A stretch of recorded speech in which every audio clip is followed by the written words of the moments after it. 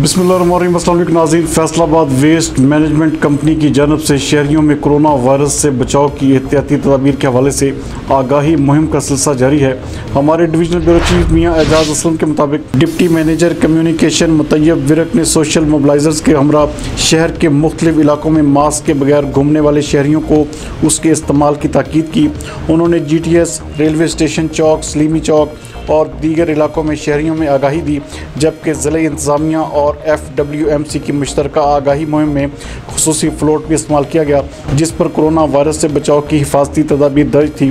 Deputy manager का इस मौका पर कहना था कि डिप्टी कमिश्नर फैसलाबाद मोहम्मद अली की खुसूसी हदायत पर इंसदाद कोरोना मुहिम जारी रहेगी।